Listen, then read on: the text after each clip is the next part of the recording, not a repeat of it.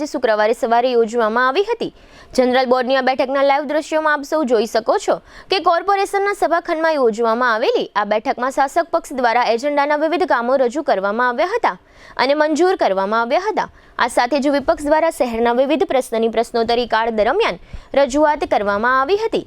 General બોર્ડની આ બેઠકમાં શાસક પક્ષ દ્વારા એજન્ડા મુજબ એમ્યુઝમેન્ટ પાર્ક વિસ્તારમાં આવેલા 2121 ચોરસ મીટરના એક પ્લોટના વેચાણનો મુદ્દો લાવવામાં આવ્યો હતો। આ પ્લોટ શ્રીજી ઇન્ફ્રાસ્ટ્રક્ચર નામની પેઢીને વેચાણથી આપવા માટેનો નિર્ણય લેવામાં આવ્યો છે। આ ઉપરાંત વોટર વર્ક્સ માટે ભરતી સહિતના કામોના એજન્ડા શાસક પક્ષ દ્વારા મૂકવામાં આવ્યા હતા।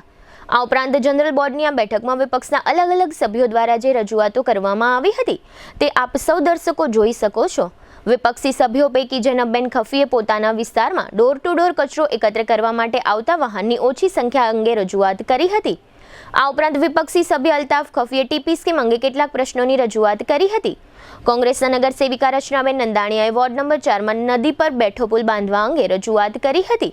વિપક્ષના ઉપનેતા રાહુલ બોરીચાએ મહાનગરપાલિકાની શિક્ષણ સમિતિ હસ્તકની શાળાઓમાં નિયમો વિરુદ્ધ પટ્ટાવાળાઓની ભરતી અને પટ્ટાવાળાઓને થયેલા કરોડો રૂપિયાના ચૂકવણા અંગે પ્રશ્નો ઉઠાવ્યા હતા।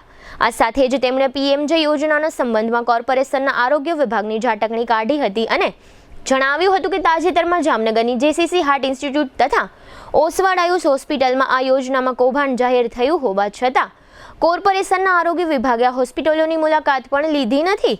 આ ઉપરાંત બહુજન સમાજ પાર્ટીના કોર્પોરેટર ફુરકાન શેખે વોર્ડ નંબર 6 ના રસ્તાઓ અંગે તથા વિપક્ષના પૂર્વ નેતા આનંદ રાઠોડે કચરો એકત્ર કરતા વાહનો અંગે બોર્ડમાં રજૂઆત કરી હતી। અત્રે નોંધનીય છે કે જામનગર મહાનગરપાલિકાના જનરલ બોર્ડમાં વર્ષોથી ખાસ કોઈ નોંધપાત્ર કામગીરીઓ થતી નથી અને શાસક પક્ષ તથા વિપક્ષ વચ્ચે ઈલું જેવો સંબંધ હોય એવું દેખાઈ રહ્યું છે અને મહત્વના પ્રશ્નોની ચર્ચાઓ ભાગ્યે જ થતી હોય છે।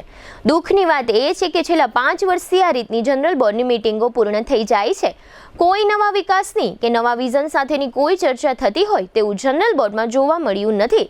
એકબીજા ઉપર આક્ષેપ પ્રત્યાક્ષેપ કરીને લગભગ કોર્પોરેટરો સંતોષ માની લે છે, જેને કારણે જામનગર અન્ય બીજા શહેરોની સરખામણીએ વિકાસની દ્રષ્ટિએ ઘણું પછાત થતું જાય છે। આ જ કારણથી ઘણા મૂડીવાદીઓ અને ટેલેન્ટેડ લોકો જામનગર છોડીને બહારના શહેરોમાં જતા રહ્યા છે। આ બાબતની પણ ચિંતા સત્તાધારી ભારતીય જનતા પાર્ટીએ કરવી જોઈએ।